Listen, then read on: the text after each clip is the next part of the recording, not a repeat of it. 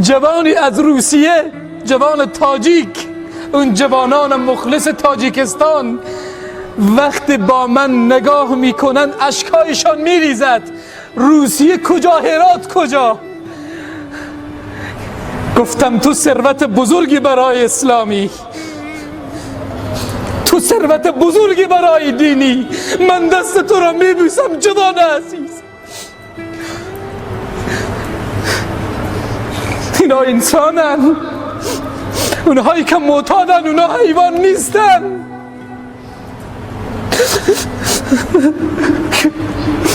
اونا انسانن. متوجه حیوانات میشیم کجا میروند، چه کار میکنن. متوجه ثروت‌های بزرگ نمیشویم. قدر این جوانها، اینها معادنن، قدر از اینها را بدانی. الله رب العزت و الجلال جوانهای ما را کن برای ما خطا کردیم. حضرت یعقوب میگه قال سوف استغفر لكم ربی، من از رب العزت و الجلال آمرزش میخواهم برای شما. انه هو الغفور الرحیم، او بخشنده و مهربانه. چگونه است بزرگترین خطای فرزندانشان چشم پوشیدن. نگفت شما اونها میخواستن یوسف رو به قتل برسانند، داخل چاه انداختن، اما پدرش یعقوب اونها را میبخشد. انداختن یوسف به چاه به کجا؟ شکستن یک شیشه و یک پیاله با کجا؟ او میبخشد، تو به زمین میزنی. وقتی اونها را بخشید حضرت یعقوب، اونها شدن اولیای خدا و در کنار یوسف ماندن.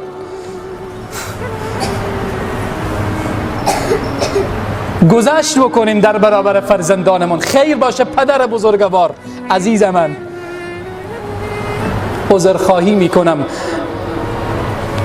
این گنجینه ها را از دست ندهید. والله العظیم گنجینه های بزرگن فرزندان شما. حالا خطای کرد، جوانیه، انسان نمیدانه، جاهله، در عمق جاهلی قرار دارد ادعی. حالا اگر از کارهای جاهلانه کار گرفت، تو پدری، تو چرا فرزند خود رها کردی؟ فرق تو با فرزند تو زمین و آسمانه. تو چرا چنین کاری انجام دادی؟ پدر بزرگوارم، تو میخوای فرزند خود را معتاد بکنی؟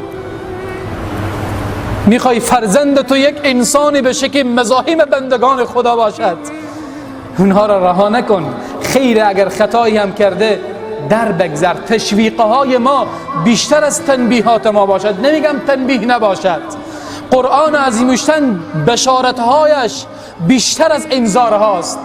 شما هم تشویق بیشترتری از تنبیه بکنید و تنبیه هم درست، منطقی، نزدن، نکوبیدن. یک تنبیه آرام که فرزند فکر کنه این پدر به فکر منه، این مادر به فکر منه.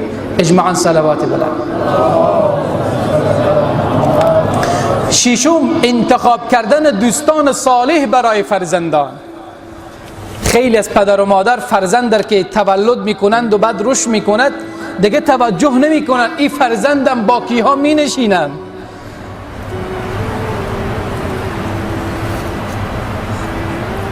کسی از من آزرده نشود وقتی یک گله گوسفند انسان رها میکند، چوپان دنبالشان رها میکند که این چوپان مواظبت از گوسفندان بکنند.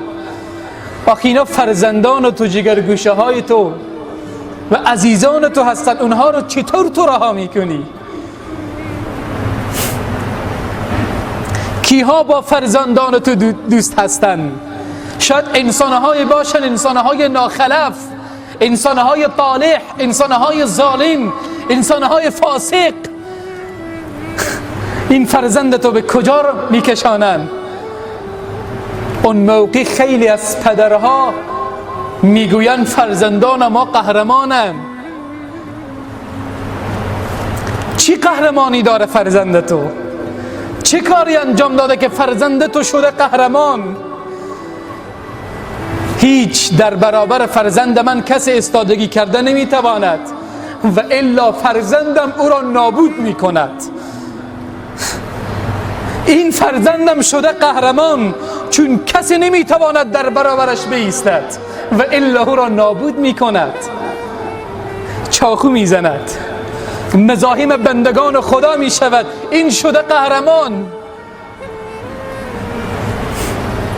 این قهرمان نیست. قهرمان اون فرزندی است که در نیمه های شب دست به حضور رب بالا می کند، میگه خدایا پدر و مادر مرا بیامرز، رب ارحمهما کما ربیانی صغیرا. خدایا به پدر و مادر من رحم کن که در خردسالی بر من رحم کردن. این فرزند قهرمانه. فرزندی که وقت بندگان خدا او را ببینن بگن خدا پدر و مادر تو را بیامرزد، چه فرزند خوبی هستی. وقتی او را ببینن تو را دعای خیر بکنن. این قهرمانه که در نیمه های شب اشکایش میریزه، میگه خدایا پدر و مادرم. این قهرمانه. دوستان صالح انتخاب بکنید برای فرزندانتان تا در تربیت سالم شوند.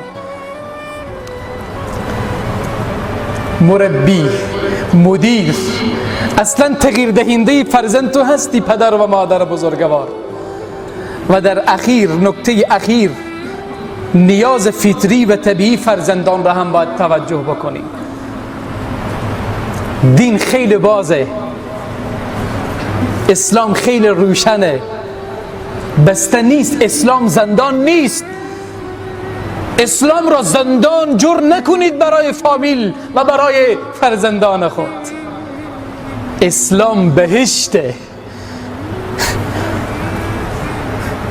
اسلام باغچه ها و گلستانه هایی از بهشته که هر میوهش خوشبوست، زیباست، خوش‌طعم و خوشمزه در داخل اسلام. نیازهای فطری فرزند، این فرزند نیاز داره که به تفریح ببری. بله ببر به فضای باز، به جای سرسبز فرزند خود را بگیر، ببر در جای تفریح هم بکن. رب العزت و الجلال وقتی که فرزندان حضرت یعقوب آمدن گفتن ارسله معنا غدا یرتع و یلعب، ای پدرم یعقوب، فرزندان یعقوب گفتن یوسف را با ما بفرست که با ما بازی بکند و در فضای باز گردشگری بکند. یعقوب نگفت خیر جواز ندارد و حرامه، قرآن هم نگفت که حرامه، بلکه تحسین میکنه و این را خداوند بازگو میکنه که فرزند نیاز داره به فضای باز. حتی اسباب بازی برای کودکان مانع شرعی ندارد. اسباب بازی بگیریم برای فرزندان و دین را برای فرزندان یاد بده. این اسلام و این روش هایی که شریعت اسلامی برای تربیت فرزندان بیان کرده. الله رب العزت و الجلال فرزندان سالم، صالح و مصلح نصیب همه امت اسلامی بگرداند. فرزندی که صالح و مصلح باشد. من از جای گذر کردم، خیلی دلم سوخت. خیمککای بسیار لمشت، جوانهایی را دیدم باور بکنید روی آشغالها داخل اون خیمه های لمش زندگی میکنه. اینا بزرگترین ثروت های من و تو بود. چقدر معتاد داریم من و شما در افغانستان. یعنی اینها را ما گنجه ها و معادن را گرفتیم زیر زمین دفن کردیم.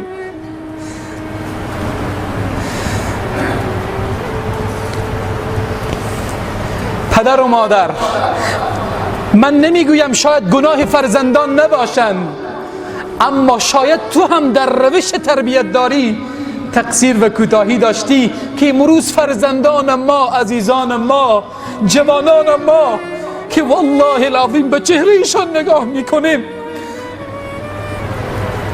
امروز داخل آشغالی ها زندگی میکنن. چرا متفکر نشودون؟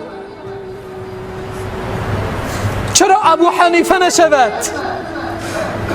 چرا امام بخاری و امام شافعی و امام مالک نشود؟ چرا اندیشمند نشود؟ باید معتاد چه روی آشغال ها زندگی بکند.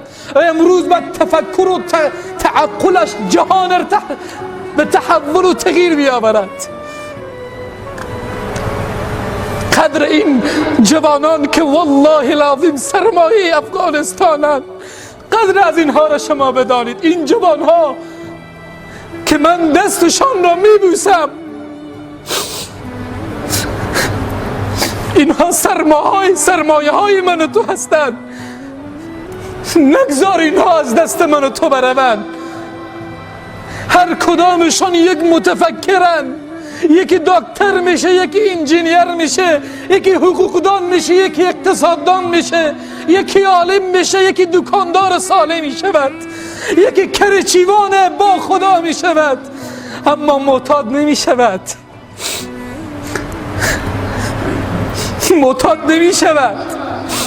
اینها را ما و شما از دست دادیم. پدر و مادر توجه نکردیم. ما دین ما سرمایه اسلام و سرمایه افغانستان این جوانایند. این جوانها اینا هستند که قوت قلب ما میدهند. اینها را اینطور ساده از دست ندهید. اینطور ساده اینها را رها نکنید. اینها را به آغوش بگیرید. والله العظیم من دستبوس این جوانایم. این جوانها ارزشمندند، گرانبها و گرامی‌اند. جوانی از روسیه، جوان تاجیک، اون جوانان مخلص